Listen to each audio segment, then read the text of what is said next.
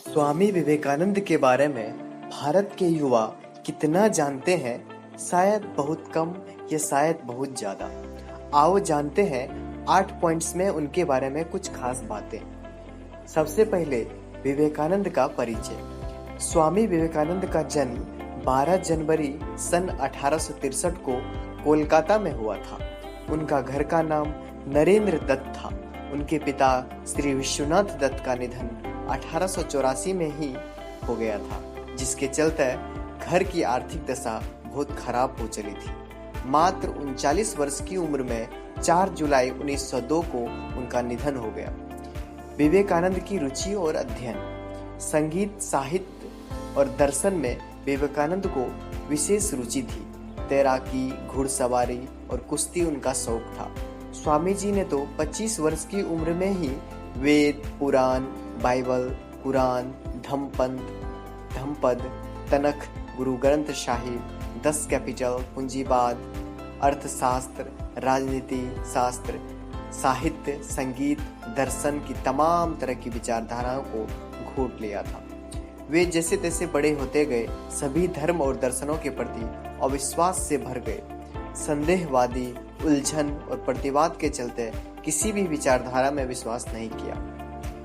ब्रह्म समाज से जुड़ाव। नरेंद्र की बुद्धि बचपन से ही बड़ी तीव्र थी और परमात्मा को पाने की लालसा भी प्रबल थी। इस हेतु वे पहले ब्रह्म समाज में गए, किंतु वहां उनके चित्त को संतोष नहीं हुआ। रामकृष्ण परमहंस की शरण में। अपनी जिज्ञासाएं शांत करने के लिए ब्रह्म समाज के अलावा कई साधु संतों के पास भटकने के बाद अंततः वे रामकृष्ण परमहंस की शरण में गए। रामकृष्ण के रहस्यमय व्यक्तित्व ने उन्हें प्रभावित किया, जिससे उनका जीवन बदल गया। 1881 में रामकृष्ण को उन्होंने अपना गुरु बनाया। संन्यास लेने के बाद इनका नाम विवेकानंद हुआ।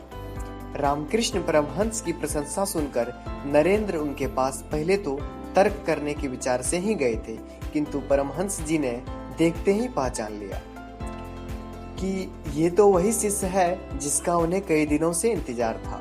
परमहंस जी की कृपा से इनको आत्म साक्षात्कार हुआ। फलस्वरूप नरेंद्र परमहंस जी के शिष्यों में प्रमुख हो गए।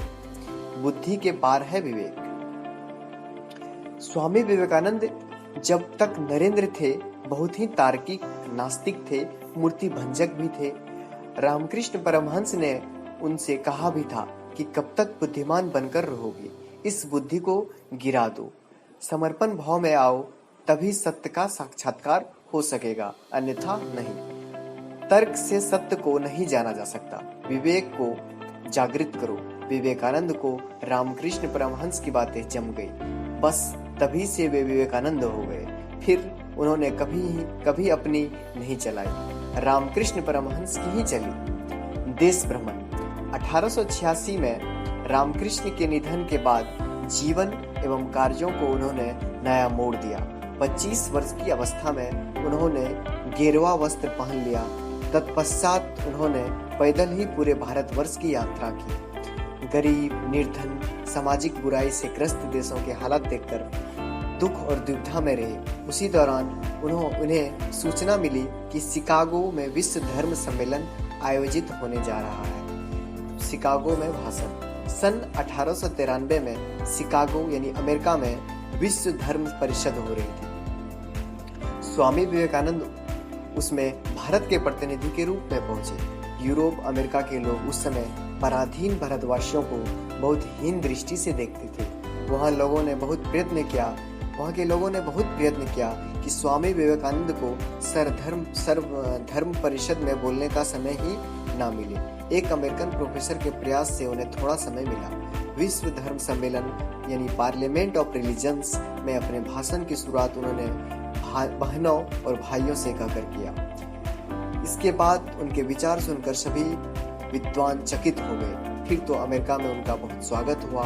वहाँ इनके भक्त का एक बड़ा समुदाय हो गया।